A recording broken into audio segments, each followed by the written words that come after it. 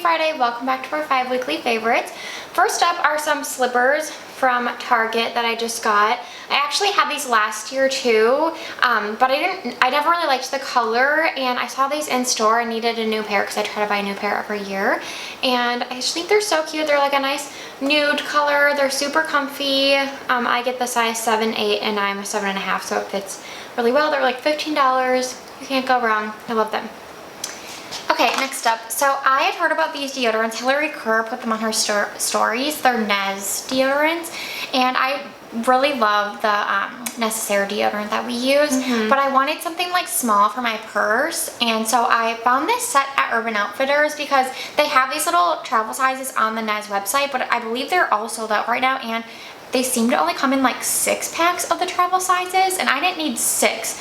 So I thought it was great that Urban sold one of the scents in a duo for $12, which I felt like it was a really good deal. So they have like okay, so it's called Nez Workout Sesh, which is the bright blend, and then Date Ready, which is the smoky blend. So they have like kind of like 2 versions, I believe, in all their scents. One for like daytime, one for nighttime, like one stronger, one lighter. I like the Workout Sesh more.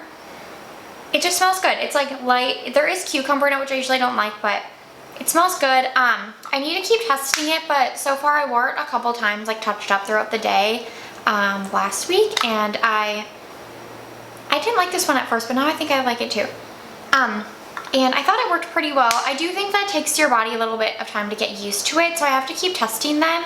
But overall, the size is really good. Like, we used to love the Native deodorant when we used to use Native. They had their travel sizes, and this quality feels better. Like, the component feels like it's not gonna like come apart in your purse. So I feel like for purse deodorant, it's really good so far.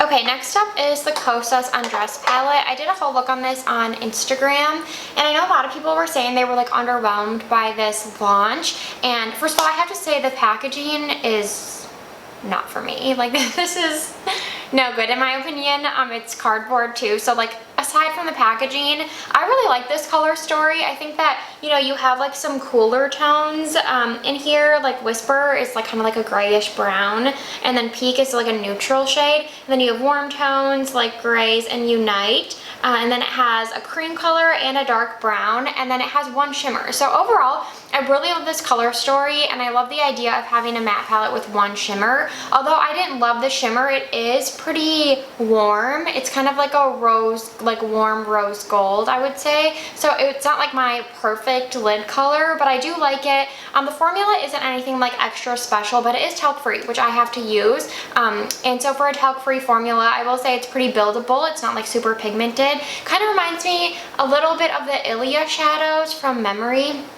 I did really like those for a long time, but I liked those shimmers better than the shimmer formula. These are really like hard pressed, so there's like a little bit of pickup or kickback like when you put your brush in, and then they blend pretty easily. Like, it's again not like groundbreaking formulation wise. It's not like as good as Sydney Grace mattes, I would say, but I really like the colors, and I've been reaching for this a lot this week because I prefer a matte look in general.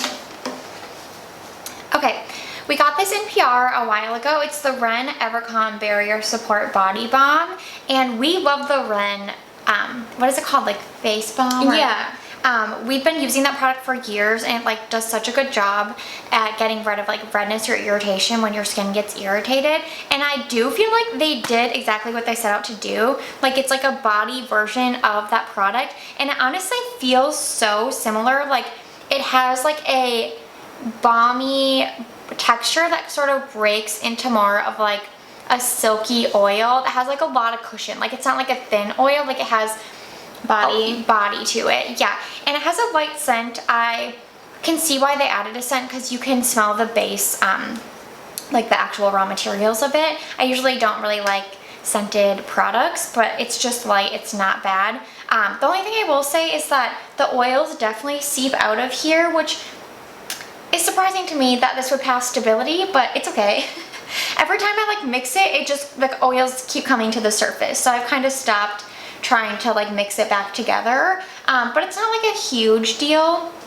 And then I will say that I was using this on its own and felt like it was good, but I think this is used best with like a lighter lotion underneath, and then using this as sort of like your occlusive like balm to put on top, kind of like slugging for your body. And then I find that it just like really locks in the moisture. My legs were like so dry last night. I didn't use this during the day, so I put it on before bed, and it like calmed down all the itching I was experiencing. So it really works so great so far. If you have, I definitely would not use this in the summer. Like this is like a fall winter product, because even days it's been hot here and I've like worn shorts, I've like, oh, I don't want to put this on because it's like thick and occlusive. So it's really great. It's surprising. It's so funny how like similar it is to the face one. Like I was not expecting that. They did a really good job. Okay, then last is a podcast favorite. Cheryl Burke, she was a former pro on Dancing with the Stars, came out with her Sex, Lies, and Spray Tans podcast. The name, I could do without. I don't even get it. I don't get it either. But she basically interviews dancers that are on the show or have been on the show, and then past contestants. And I binged like the whole season so far. I think it's so good. I know Cheryl had her own podcast before, so she's done podcasts, so I feel like because of that she's pretty good at interviewing, I would say. But this is like so good if you love Dancing with the Stars. She's interviewed Sharna, Max, Heather Morris, who was on Glee, who's also on the show, Trista, who was the Bachelorette and the first ever person to ever be eliminated from Dancing with the Stars. I cannot believe she went home night one. I know. Was she that bad? We watched it. It was just so long ago. No, she wasn't bad, but there were only 6 people her season, the first season, and so I think it was harder because there were only 6 people. Yeah. And she said that her package made her look like Ryan was jealous of Louis, and so she thinks the public didn't like her. Oh, weird. Which I've always loved Trista. Yeah, me too.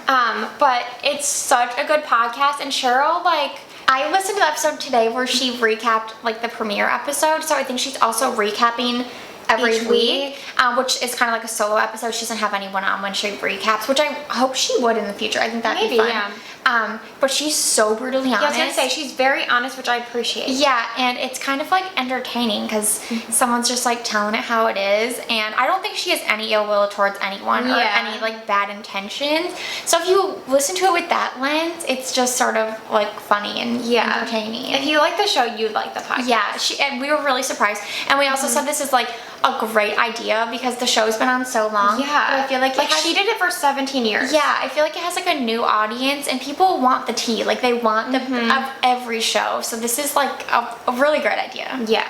Okay, thank you guys so much for watching our weekly favorites, and we hope you have a great weekend.